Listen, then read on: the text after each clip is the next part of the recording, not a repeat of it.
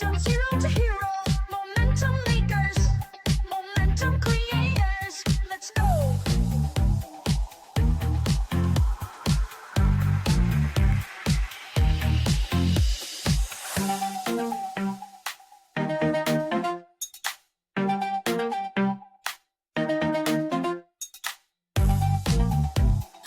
Today we are diving into quantum realm, not the Marvel kind, but the Swiss engineered mind bending kind. Our guest is building a future where ions don't just chill in a straight line. They roam free in 2D like it's a rave on the microchip. We're talking about ZuriQ, the startup that decided quantum computing shouldn't just be smart, it should be scalable, Swiss, and slightly rebellious. Because why trap ions in a line when you can let them dance? Right, Pavel? Welcome. Thank you very much for that very fun summary. I really appreciate that creativity. Thank Welcome. you, Pavel. Thank you for Yeah, being thank with you for us. having me on. I'm very happy to be here. Okay, so at Momentum, we like to start from the very beginning, from the original idea of a startup. And we were talking briefly a little bit before starting this episode, Pavel, and you were telling me that you had the idea after your PhD, after your studies, after your academic career. So how did you came out with this idea? Like, did you love the topic more than the pain point that you figure that you identified in the industry? How did that go? So I would say that it came about very organically, right? So if you asked me 5 years ago, I never thought of myself as an entrepreneur. It's more a role that found me, and then I embraced it wholeheartedly. But I initially was very much an academic. I loved the science, I loved the physics behind trapped ions, and at the same time, I saw what quantum computers could do for humanity in the future. So that's why I chose my scientific research topic to be in quantum computing. But it was only really in the last, 3 years or so at ETH Zurich that me and my co-founders realized that we have something really potentially game-changing on our hands when it comes to the technology. And there was this knowledge that we had something awesome and we wanted to build on it that made us really want to do a company because we realized that the scale of engineering necessary to turn our scientific research into a real living, breathing machine that can be a product that can serve humanity requires an engineering effort that is, commensurate with what we can do purely in an academic lab. And that's why we decided that the startup is the best way forward. And once that motivation was clear, it was a no-brainer to just get going and learn as quickly as possible how to jumpstart your entrepreneurial career. Yeah, I think that most people in academia stay there because it's a safe, structured, and predictable environment. What made you jump into the chaos of the startup instead? Were you chasing impact, speed, or did you just want to build without like an hmm approval from 10 different professors? I mean, there's a bit of truth to that, but also maybe a bit of, uh, you know, a different angle to look at it. Maybe academia appears that way once you're a professor and you're tenured and you feel like, now you get the freedom to explore. But when you're, in your early 30s and you're kind of postdoc level, you actually don't have that much security. You have a short-term contracts, academic positions are few and far between, and when they pop up, it can be anywhere. It might not be somewhere where you want to live, etc. So, you know, pushing full steam ahead just to be an academic is also a very intense commitment. So for me, it was also a question of, do I want to go down that path? And the industrial approach was always very kind of enticing in the sense that you would have, like you said, fewer barriers to decision making. That is certainly Yeah. true. But I would say that a lot of the hardships of also finding funding, applying to grants, prepare you well for some of the initial challenges of startup life, such as the rejections of investors and some of the legal challenges and things like that. Yes, it's not a full overlap, but there's a lot of skills that you can pull out from an academic who's, had to go through life being very, I would say, full of confidence, but at the same time ready to, pick themselves up when they get rejected and beat down a few times. It's true that the academic career can actually prepare. I can imagine that can makes you more patient at the very least, let's say. And how was your approach with investors? Because of course we know that in 2025 you closed, I think January, you closed the 4.2 million raise. So congrats on that. Huge Very congrats. nice. It's an amazing achievement. And how did you convince investors to bet on the system that wasn't even working? Any pitch moment that went completely off script for you? Just like, Yeah, I mean, one of the fun tidbits that I heard, and I just learned this last 2 weeks ago. Our lead investor told us that we were the first startup they ever invested in that just was from a cold pitch. Usually, warm intros go a long way. But like I said, we were four academics. We had no network of VCs. We literally knew no one. Like for us, it was let's start shooting in the dark. So, one wow. thing we know how to do is make slides for conferences. So we were like, okay, let's put a pitch deck together. And then we looked at some pitch deck training video. And we did a little bit of practice with Venture Lab in Switzerland. So that was very nice of them. So we got a little bit of background, but we still had no connection. So we just started sending this pitch deck around to a few different places. And surprisingly, we started hearing back from certain people. So we definitely had a few that really were hooked just based on a few slides. But I think that that only opens a door, and then you have to convince them when you actually talk to them. And obviously, like you said, we didn't have a product yet. The whole thing wasn't built, right? We came in with an idea. We had one academic academic uh, paper, but we came with an idea, and we had to convince them that we're the right team to put that idea into practice, and that we still have the right time, that we're not too late, because as you know, quantum computing has already been picking up a lot of steam over the past few years. Some companies have already been at it for 7, 8 years, and to convince them there's still space for a new startup to really revolutionize the game and bring something new to the table. I think, yeah, a lot of going off script. I don't know. I think the one skill I learned that was really essential is to adapt to the level of investor, because you'll talk to someone as a physics PhD, another one who's just a pure business person, and you have to really know how to alter the level of technical detail to keep everyone invested. Like I've had pitches where 5 minutes in, I can see the investor going like, if anyone ever looks down, they're looking at their clock, and then Why that's just though? you lost them. Yeah. Because I didn't actually understand what you were For talking about. I mean, example, I went too technical. I started assuming that they knew something about quantum mechanics at a level that I shouldn't have assumed, for example. And there were other investors where I started saying, okay, this was the physics. And they were like, yeah, awesome. I loved your approach. Really cool. And then I put the next slide down. I was like, so this is our total addressable market. Like, oh, I don't care about the numbers. Like, no one cares about your revenues. We all know that this is all made up, right? Because quantum is still a very, market creating field rather than the one that's selling to a market that's already there. And we know that there's this massive potential, but to put real numbers on it today is, maybe the job of better forecasters than we are as academics. So they didn't want to hear at all about these business numbers in 10 years. They want to know what can we do and what can we build in 2 to 3 years? What's our 5-year plan and things like that.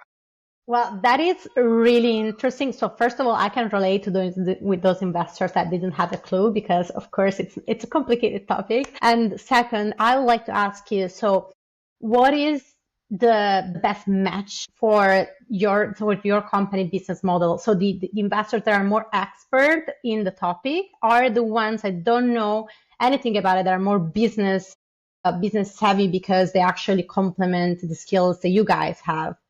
What's the best match? Because it's really interesting and it can be scalable to, like, applied to every super technical company. Absolutely. So I would say that we always probably understood that we're not going to just have one investor. Like the round was simply too big. So for us, it was always about finding the right consortium, and it allows you to find a nice mix. And I believe that worked really well for us. So we had some investors who really did the kind of digging, the deep due diligence on the tech side. like I said, physics PhDs on their team, and other investors who looked more at the big picture, looked at the team, and I think made a bet more on, the other fundamentals of what we're bringing to the table rather than just trying to understand how our two qubit gates are different than from someone else's, right? So I would say it's a healthy balance to have. 50-50 sounds like a cliche, but it's roughly right. I think you want to balance. You also don't want everyone to be technical because then you run into the risk of too many people having opinions on too many issues that are of the technical nature. And ultimately, we also like investors that trust us to solve the technical stuff and let us run with it. So you want a little bit of or half and half of these sort of things. That's let's say my experience, and it's worked also for us. So, Pavel, you mentioned earlier that you actually prepare yourself based on different investors. Is that correct? So, how do you prepare actually the approach to the investor? Because what you mentioned earlier, like it's completely true that quantum computing sounds so cool, but also like insanely abstract. If you also can give us maybe a little bit more details about what you actually do in a simple words, like I don't know, imagine you meet us at a party and the music is super loud and we cannot even hear you properly. So just like simplifying it to the, Absolutely. like, I don't know, the most approachable words. So I'll kind of split this up into two bits. I'll start with how do I prepare before the interview in a general way, which is how do I prepare the visual side of the presentation, which really helps with the argument. And with that, I'll also explain what it is that we do. And then I'll also explain a little bit at the end about how I target different investors. So the best way to prepare is to know your technology in and out and understand how to make people conceive how it's different and why it's going to be better than what's out there.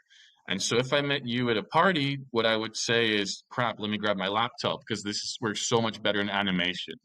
And we really think that a lot can be said about our technology if we can make things move a bit, show a little bit of video, because it's all about transport for us. So with quantum computing, with trapped ions, there was a long-standing simple approach that the ions would form a one-dimensional chain. And when I say chain, I imagine little points, each atom standing side by side, separated by really small few micrometer gaps. And you try to make this chain as long as possible. Each ion was then one of your physical qubits. And it was nice because if you excite a chain, the ions can rock together, they can excite different types of motion. And this allows you to have a lot of degrees of freedom to play with when you do quantum information processing. A Now, lot of this works parts of exceeding dancing, right? exactly, right? But now they're all dancing, and you have to imagine they're all holding hands, right? This is one of those dances where everyone is like connected, right? So if I do something here, this guy can feel it. And that's really good. It works exceedingly well when you have 10, 20, up to maybe 50 or so ions. But it starts to break down when you go to maybe, above these numbers. And if we want to do really useful quantum computing, we know we need to go to much, much larger, orders of magnitude larger numbers of qubits. And I guess one of the things you can think of the reason breaking down, it's a bit of like the game when, you try to say a message to your neighbor and he passes it to the next neighbor, etc. And when you put one message out, you're going to get garbage by the end of the time it reaches the other side, right? So Yeah. wouldn't it be better if this person wants to give a message to this person that they go somewhere and meet privately rather than passing this message along everywhere? Right? So that's kind of the limitation of the 1D approach. Like we've known for a while that the 1D approach won't scale. Now, what others in the industry have been doing is, okay, so let's start moving these strings around. Let's break this problem down into smaller groups of people and maybe rotate some of the people around and swap them out, right? And this way you can break down the problem such that the information never has to travel along this super long chain. And this works, but there's also downsides to it because these swaps are expensive, it takes time, and time is money in this game. The more times things take, the more time the quantum information has to dissipate. So this is also challenging. So doing in 1D to us seems like a big, big challenge. So now, why do other people not easily go to 2D? Why not have people, as I said, walk away and meet somewhere here? And this is where it gets a little bit technical, and it's to do with the way everyone else traps the ions. So what we might mean by trapping ions, we have a charged atom, and we apply a static electric field, and that can trap it in one direction. but now it's trying to escape this direction and in this direction, the other direction. So we need to do something else. And we can't just apply static electric fields. That's just not allowed by physics. So what everyone else does is they apply dynamic electric fields. So they oscillate. And in this way, they can combine them in the other two directions or trap them in the other two directions. But these oscillating fields are effectively barriers through which the ions cannot travel. So now we have this nice chain confinement, but we can't go up, down, left, right. The ions can still only go this way. And if we want to connect them, we need to connect another, let's say, one-dimensional area and another one-dimensional area. So we can create this sort of grid to move the ions around. But very soon it starts to look kind of like, a busy American downtown with all its issues of bottlenecks and traffic jams, right? It's not so easy to route the information around. And we still think this is going to be a big bottleneck going forward. So our approach is to get rid of these radio frequency fields and combine a static magnetic field with a static electric field. And that means now there's no more symmetry. There's no more one-dimensionality to the problem. Now you can trap the ions anywhere because the magnetic field is same across the whole chip. And now just wherever you want an ion, you can have this DC electric field trapping them. And then you can move the ions around. So now we basically have air traffic control rather than, going around traffic junctions. And with this approach, we hope to fundamentally scale faster because we can have larger arrays in 2 dimensions that are very reconfigurable. So that's kind of the intuitive approach with zero mathematics and almost no physics behind what we're trying to do. And this works really well when you can animate this and see the ions moving around, have a real video of how the ion is actually moving in 2D. And we have a really nice picture where we drew the ETH University logo with a single ion, literally using it as a single atom pencil, drawing over the canvas that's about as wide as a human hair, which, for an ion is a very long distance to travel. So that's the kind of way we prepare for these things. And then the second part of the question, how do I prepare specifically for different investors? One of the important things is to look at, have they invested in other quantum companies, maybe a quantum software company? Have they done other deep tech investments? Do they feel like they're more generalist? Like really read their investment thesis and know kind of what you're going for. And then when you do, you can very quickly gauge within the first 5 minutes if they're really latching on to these quantum ideas or if you should really take a step back and give them a very high level perspective. And Right. Pavel, I know you mentioned a lot traffic jams and how you actually contribute with ZuriQ to it. Just to summarize, what are like the main industries that are actually benefiting mostly from ZuriQ technology and why?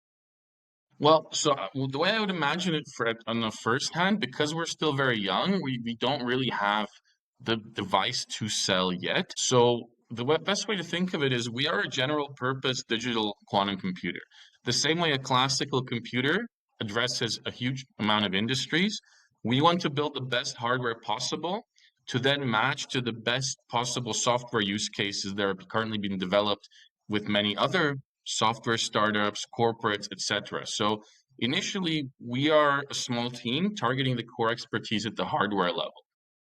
As we grow as a team and we scale and do more fundraisers, then we start focusing more on particular industries or use cases. And here, it's also, just an opinion because I'm not a software person, an algorithms person. It's a question of where do you think the first use cases will come from?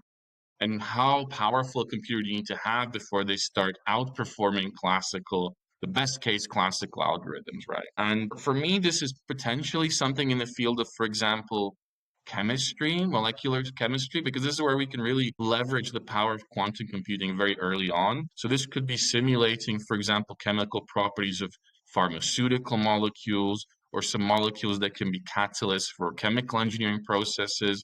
I think this is the kind of first target that we might be reaching for.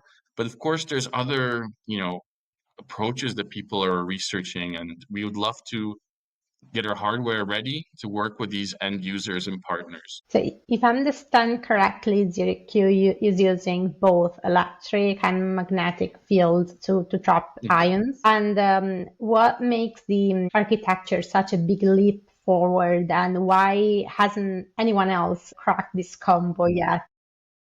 That's a very good question. So actually, this is one of the investors' favorite questions too. Like, wait, what? Why didn't anyone else do this? Well, the thing is, electric fields and magnetic fields for trapping ions are 50 years old. This is not the revolution, right?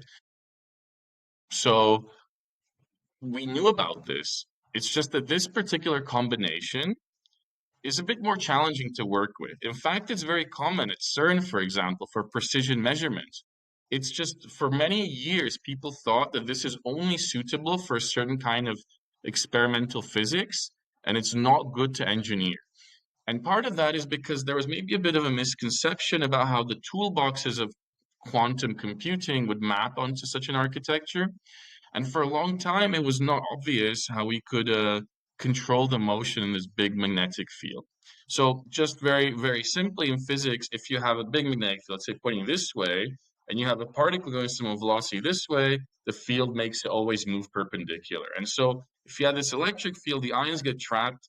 If you put many ions in one trap with one electric field, they kind of end up rotating around this B field. And for a long time, people didn't think beyond what can we do with this big rotating crystal. And if something rotates really fast, it's really hard to distinguish where the ion is to be able to hit it with a laser any particular time, for example. So these things, there was these technical issues that people just didn't think too hard about. Okay. And I would say that the other thing is the quality and the strength of this magnetic field that we need is very high. So we're talking about a field that's almost like a medical imaging magnets. When you go to the hospital for like an MRI scan, you know these big machines that you go into. So ours is not that big. The bore is maybe this big, but it's still the same order of magnitude of price. It's very expensive. And that means even though these ideas for how to work with this in a quantum computing might have been around, it's not so common for academic groups to be able to raise so much money and have that ambition to just go ahead and try this in the off case that maybe it won't work. So because there was enough doubt, it took someone like Professor Holm, our co-founder and senior advisor, to be extremely ambitious at the right place at the right time to be able to get the grant, which was an ERC consolidator from the EU, to kickstart this project and really show that this whole architecture is possible and it works. So if, like, let's say the theory has always been like that, but the implementation and the technology to support the Exactly. realization of Like to it some degree, the was ideas were lacking. out there, but I think no one wanted to grasp at it and try something that seemed like, I don't know, maybe it's too risky. Why put so much money into it? And this is exactly the strength of academia, right? These are the such big risks that an industry won't take immediately, right? And that's why the tech transfer out of academia into industry is also very important because that's what we're doing. That's the step we're taking now. Yeah. Um, I wonder how is that perceived by the investors? Do they ask Hmm. you more like data on the technology development, or are there like a couple of questions that you always get from them related to the how hard it is to realize the project? I don't know. I think to some degree, when you're an investor, you believe that you can't sink time to understand every company's technology, right? Hmm. Investors have to work on the sort of portfolio effect where they diversify the risk across many startups. And thus, I'm not sure they have the ability nor the time, nor do they want to understand the full feasibility, right? A lot of the validation for us was already done by the big corporates such as Google, such as IBM, who really laid the groundwork, and also other startups who started 6 or 7 years ago, who maybe had to do the pioneering effort in convincing the first investors that quantum even had a future. Now that people believe it's growing and quantum computer is inevitable, and now it's a question of not if, but when, it's a lot easier for us to sell that, what we're doing is worthwhile. And then if you're an investor now and you want to go into quantum, well, it's too late to buy a stake in a company that's been around for 8 years if you're a seed stage investor. So you have to look for something new. You have to look for someone with an edge who is bringing something completely different to the ecosystem, right? And I think that's where we come in with a very strong story that Eintraps have been extremely successful. There's already one public company, INQ, that's very highly valued in the stock market. There's other competitors in the US, UK, around Europe, but they all have this traditional approach with the oscillating and static electric field. So we really bring something new. And I think that is a key trigger for them that yes, it's risky, yes, it's unproven, but if we're going to fund something now, later in the game, let's at least give it a shot so that it could be a game changer. And Pavel, I just wanted to come back a little bit on the seed funding that you just recently received. So huge compliments from my side as well. It's a big amount. And I was just curious to understand, what are you planning to do with all this money? So my question is, how will this recent seed funding accelerate ZuriQ's development and company goals? Yeah, I mean, I think it's essential that we have the seed funding to accelerate the R&D roadmap because things don't come cheap. It's hardware development, so there's a lot of capital expenditure. For example, this superconducting magnet I talked about, it costs about 500,000. Right, so it's not something you can just go and pick up off a shelf. It's got almost a 9-month, time before the producers can even ship it to you. So you have to really consider deeply all the different parts of the hardware. We view ourselves as system integrators, so we have to build a vacuum chamber, a laser system, a cryogenic system, electronics, and we kind of assemble all this from different suppliers, and we add our expertise and know-how into the whole thing. And then we also design ion trap chips, right? And we also don't do this in a vacuum because then you would also need to have your own semiconductor fabrication clean room to do this. And just this week, we announced a partnership with Infineon, which is a really large, globally known semiconductor fabrication, to actually make these chips for us. And so partnerships like this, where we can really push and build different generations of exciting new chips, is only possible if you have this sort of fundraise backing and are ready to immediately implement it in your technologies. With this money, we can immediately proceed to building a prototype still this year. So our goal is to be operational by the end of this year and demonstrating these two-dimensional arrays. Okay, and I think also it's important for you to have very, let's say, solid partnerships. So I'm not sure if, for example, all the pieces of the product that then you need to assemble, they are produced by multiple companies or they are just like niche companies. I don't know, how does it work? Do you like look for them? Is it easy to find these companies? So here we really span the scale from working with small niche companies to really large, big companies, right? Infineon's on the massive side. Of course, let's say their ion trap division, not necessarily, but it's a global semiconductor fab, all the way down to the guys who make the superconducting magnet, which is a small company of between 20 and 30 employees. So there's not one single supplier, there's many different layers. And a lot of them we actually know through the academic life. So they often tend to supply a lot of experiments as well. And so we bring these contacts out of the academic world and into the company. But of course, we can now work with different types of deal structuring. We can, co-develop maybe some IP in the future and, make this very interesting for them as well. Because if things go well, ZuriQ grows, we do more fundraisers, then for them it's, big pipeline of sales, hopefully, if our technology is the one that succeeds in scaling quantum computing. So what you're saying is basically that once you succeed, there is a big possibility that other companies will go and copy you.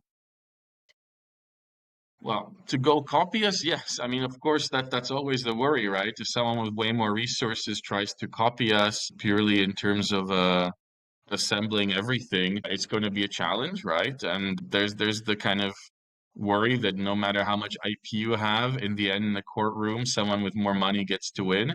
But what we really believe is that it's not just the IP. A lot of what we have is very crucial know-how. And the reason for that is that even at a university level, there's a huge amount of ion trap labs around the world. I think by the latest count, probably over 100 experiments around the world. I'm not gonna, don't quote me on this number completely, but I would say the vast majority of those are still using the electric field only approach, right? The ones that use the electric and magnetic fields are very few. And that means the know-how of people who could really jump on our technology and immediately start using it is quite small. So we do have this moat of this intellectual know-how that's kind of our secret sauce that would take a while to replicate. So I think if someone just tries to immediately copy us, we still have a head start, and then we need to keep innovating. Like the right way to do it is not just to rest on your laurels and say, haha, we have a breakthrough. Let's IP this and patent protect it and wait till someone comes along and tries to, I don't know, buy us. But let's keep innovating. Let's keep building and making it bigger and better and growing ourselves. Then it's harder to copy if you build a much more complex and powerful machine. That will be a good problem to have whatsoever, because that means that your technology works, it's up and running, and someone else is trying to develop it as well, and you can have the first mover advantage. So we wish you that for sure. Absolutely. Imitation is the most sincere form of flattery. So I think that'll be a huge compliment if people are suddenly trying to copy us. That is for sure. And Pavel, tell us a little bit about your team. I imagine that can be quite hard to hire super skilled and technical employees. So how did that go for you? And of course, how much did you benefit from your academic career and maybe your network, the existing network? Yeah, absolutely. Yeah, no, I think one of the huge benefits of being in academia for a few years is that you do have that network. So you know exactly the right people to poke. The downside of the academic network is people are often tied to like PhD cycles and postdoc projects, and that means people aren't so fluid in leaving, right? Someone's like, "Oh, I'd love to join your company, but I have this really cool project I want to finish." Or a PhD student, "Yeah, I want to graduate first. I have to now spend 6 months writing my thesis." So when you need to hit the ground running and immediately hire, and you have like very key people to look for, it's not always easy to cherry pick people out of your network. So it's very nice to know who to talk to, and oftentimes people are keen, but it's not so trivial. So we also complemented that with advertising some job. And I have to say, this is the real strength of Switzerland, right? We have an amazing ecosystem here at ETH, EPFL, and the Fachhochschule, and people with real talent and knowledge of the quantum industry. We had a huge demand for working in this one position we posted was really popular, and we spent a lot of time interviewing candidates, and we were able to choose someone we believe is going to be excellent addition to the team. And even going forward, we don't think it's going to be, so difficult, because I think there's a huge draw to come to Switzerland, and we do have a huge talent pool here. And lastly, the most important thing is it's not just these generic big name institutions, it's the fact that we have this research group of Professor Holm. He's training amazing PhD students exactly in the topic that we need them for. So there can be this natural pipeline and funnel of talent. And this happens in almost every successful company. QERA, for example, in Harvard, right? Alpine Quantum Technologies in Innsbruck, Oxford Ionics in Oxford University. So it's the same synergy where people graduate highly focused exactly in that field, moving on to the company. So I think that dynamic will also be evident in our future. But that's so true though, because if I think about it, like even me, like when I was studying and me today, after like, I don't know, more than 10 years working in the working industry, I'm a completely different person. So I can imagine how hard it is to find someone that is still studying and is like, oh, I'm just taking like 6 months to write my thesis. And you're like, no, but we need to raise money like tomorrow. I have to get this shit work up and running. Like, how do we do that? So I can imagine how maybe like, how hard it can be to find the right person that also has the technical skills that are super necessary in your case. And do you also have someone that has a complete different background, someone that comes from like, I don't know, finance or banking? So at the moment, no. I think our core idea of building this first prototype is, I think, very solid, and we kind of validated this roadmap with the investors, and I think everyone's happy that the first thing we need to do is like put some meat on the bone of this outline, this pitch deck that we went to them with. Then we do the next big fundraise, and hopefully that's the one that really cranks up the valuation, pushes it into his next big stage, where we now have multi-track product development. And I think that's when you really start going for the new positions, a chief operation officer, a customer, you know, interaction person. I don't want to call it sales yet, but effectively it's Okay, that's selling what the I was. That's what I was wondering. That's what I was wondering. Who is gonna sell this? Okay, so Well, you're at the focused on. moment, I'm the one selling it, right? But at the Okay. moment, our currency is like trust and cooperation and development. So what I'm selling is talking to potential customers in the future to keep an eye out on us, keep us in mind, and get ready, build that level of connection, and that I can do without selling, hard numbers or anything. And so we're looking at big players, and okay, we have to look at least in Europe. So obviously, I don't have, let's say, the a connection network of a long-term salesman, but I believe that this is the right approach where we don't want to divert too many resources to someone who's good at closing deals because that's not what we're doing in the first stage. We do that in the second stage, and that's when we grow the team along, let's say, multiple axes of expertise. Yeah, no, I think that's amazing because I'm in sales right now. I work in Hmm. sales, and I think that the best approach is the one that you build over time. So it's really good that you right now are building your network, your connection. You're not like selling yet with the potential customer. You're just building the relationship. You have the time to build the relationship, and then once technology will be ready, you will be there because you already have everything. You already have potential customer. You have a pipeline.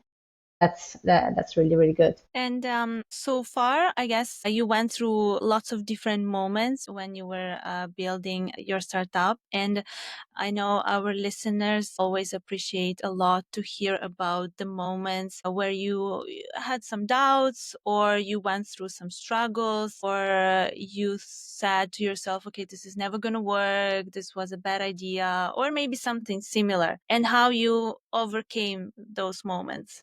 That's a good question. Partly because I feel like we're still in the honeymoon phase a bit with no major problems simply because it's hardware and everything takes so long, right? So we have such a kind of long lead up till the exciting bit of turning the machine on, which is the biggest unknown and the biggest fear, right? So just to give you a bit of context, right? It's like imagine you buy your laptop and you press the on button and nothing happens, right?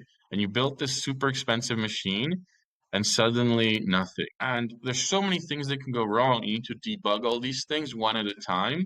And the thing is, all of them can be wrong a little bit. And if this compounds, then the whole thing doesn't work.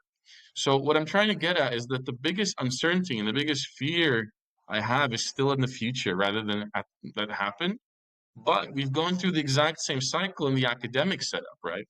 So pre-startup. So allow me if I answer it with still from 2022. But when we first built the whole thing and we turned it on, there was nothing, right? There was no ion. And then there's so many things that can be wrong, and you start checking them one by one, but you can't check them because ultimately some things can only be ever confirmed once the ion is there and you see, okay, it was a little bit this off and should be here. So you can't see it from the outside. You can only see it once you have something on the inside to check it. But when there's many of these things, you're in this kind of loop where you're always trying to move one, but you don't know if the other one is in the right spot. And you have to just hit the right balance. You're kind of stumbling in the dark. And for us, this process took 6 months. And that was a very, I would say, dark time, no pun intended, because there was no light from the ions. But it started with, the first week, massive hype, disappointment. We come again, we go, and we kept going over and over again. And then a few months in, we were like, just starting to get a little bit shaky. Maybe the doubters were right. Maybe we're doing something wrong. Should we go back and redesign everything? At one point, we were like, okay, what if we put those oscillating electric fields back in? Maybe, maybe then we can do some hybrid approach or something. We were starting to really doubt that we would succeed. And then one day, with just perseverance and trying and really exploring this full parameter space, we managed to get that first ion. And that was a huge kind of light bulb moment. And we were able to improve massively since then. And it was a lot smoother since that moment. And so we've been through this experience once. We know how to persevere in the darkness and keep looking around. And this is exactly what's going to experience in September, October this year. We're going to again trying to turn on a much more ambitious, much bigger prototype with a different type of atom in. So again, a new uncertainty thrown into the mix. But if this works, we believe we can because we did it once, we'll do it again, figure it out.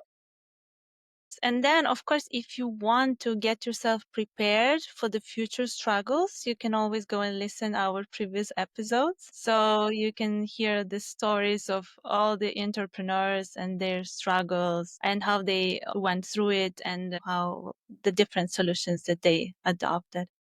We are approaching the end of our episode, and there is one more question that we always ask our guests, and it's what gives you momentum. So, what keeps you motivated every day? What makes you keep going? Yeah, I think what really keeps me going is that I love working with the team that we've built and the team that we're still building. To me personally, what I absolutely love about this opportunity is that I get to really assemble a group of people that are absolutely passionate about building quantum computing, and now they're laser focused on this outcome. In academia, things are very spread. Everyone's got their own ideas. They can be super clever, and we collaborate, but ultimately everyone has their own views and they're all free to express it and free to go off and do their own experiments. And that's how it should be. But in a company, we have this common goal, this objective, this kind of North Star. And assembling a team that gets you there as quick as possible while, everyone has a great time is going to be my mission. And I think that's a challenge they absolutely relish. And I can't wait to keep growing the team and having all the support to building a successful company out of it. Have a little fun here and there while also working super hard. Makes Sure, sense. yeah, absolutely. It sounds very good. Okay, thank you, Pavel, for this great interview. It was really a great pleasure for us to have you, and we would love to keep hearing from you, so that maybe we can celebrate other success, future success in the next year. Well, thanks very much, Erica and Vlada. It was a great pleasure. Thanks a lot. We are happy to discover something new every time, and for sure, quantum computing is something completely new for us. And thanks so much for giving us more explanations. And of course, we wish you all the best for the future. Let's keep in touch because we would like to hear more from you in the future and to see how the company grows. And why not maybe Absolutely. Let's do it. even meet one day. Perfect.